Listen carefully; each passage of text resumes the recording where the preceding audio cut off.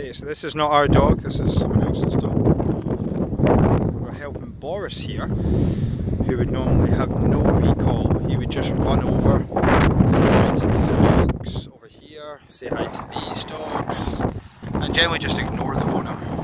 He's only 11 months, which this is all learning, but he's a big Borbal and he already is about nearly 90 kilos, so it's important that when he's 11 months and when he meets dogs that he learns that he needs to be very gentle. So you're walking towards me when you've got him unwrapped. I'll let you take your time.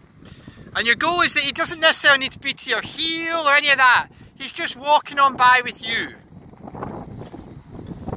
Very good. So the goal is to try and use as little physical to get the most psychological.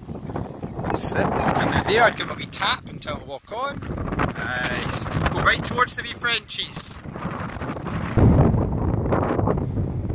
So what we're trying to do is use the, so normally before he'd be on a flat collar, and every time you put him on a harness that just is ridiculous. It would, you know, make him there. Nice. So normally he would go and say hello to the dog. Now he's got no aggression, but what he has done a few times is when he meets a dog and he's frustrated, he hasn't got to meet them so much and get to play because other people are scared of that, he gets frustrated and that can lead to like what's seen as aggression, where he's growling and lunging and could totally bite Big Borbal. So here we're having him learn to meet but socially calm. Now this time when he goes near him, I totally want you to let him meet if he wants. You know, you're kind of almost just, you're controlling his speed. So he's now having, that's a beautiful, comfortable state, but now you're going to maybe recall him off that. Take your time. Nice. Well done. So what you're doing is giving limits and going, that's enough. Yeah. You know, someone like Stitch who totally fancies him, it's fine. But if that was like someone's dog and now you're like, right, that wee dog's getting scared or whatever, yeah, you would recall him off it. So you're doing is you're creating a precedent that he starts having that consistency that maybe, yeah, 1, 2, 3, hiya, walk on. Yeah. Unless you're stopping to play and all that sort of stuff, right? So you're going to walk near them again.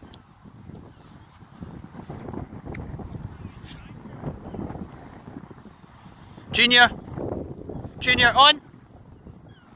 Nice, go right near the French, it's beautiful. See even just that, see him just walking by like that. Effectively off leash is beautiful. Remember, if he wants to meet, he's allowed to meet, you're just controlling the speed. June, meet. Good. Rex, on. Oh, can you hear me? Deaf man. Rex! Oh, getting a wee bit deaf there, dude. Nice, so it's not about not meeting, it's about the speed of everything.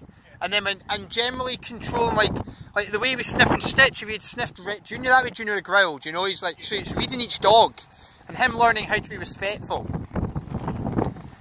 Very good, so now he's questioning and checking everything and seeing what the rules are, off leash right now, totally loose, relaxed. That's an enjoyable walk, you know. No, he's interested in a social way. He's just like, cool, how are you? Yeah. You know? It's just been far more intense. Yes, and that's what would have led you to the bit where you're getting a bit concerned, going, he's getting a wee bit aggressive. Yeah. Now it's frustration, but what you're able to do here is just chill out. Yeah. Chill out. Which is a much nicer state of mind to be in. Leave me down there. Yeah, he was, which is absolutely common with you're like, hey, I'm the same as Roddy.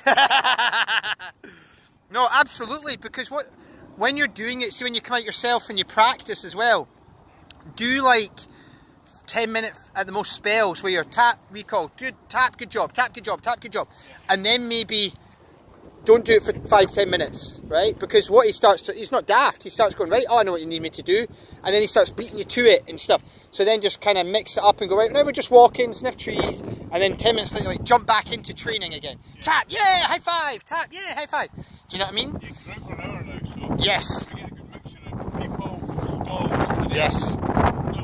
Yes. And so use all those scenarios, you know, to be able to recall them in. So. Oh, right, okay. There you go. So now take him near Lilo. That's his girlfriend. I know, that's the difference though between what I call the horse and cart and the car, you know. The e-collar is far superior to the long line here.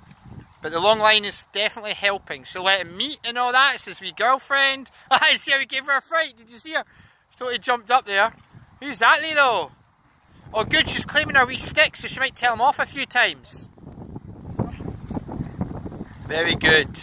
Go closer, yeah, take him nearer. What we're trying to do is create, you know, social where he's meeting and then you recalling to kind of go, let's go, we're walking on. So even just that speed and the respect, look, so he's totally submitting to this little white dog, you see it? She's got her stick, he's like, what have you got? That's a beautiful steak. Very good, look, she's ready for telling him off, look, that is so funny. Apart from choking, don't choke on the stick, Lilo. There we go. It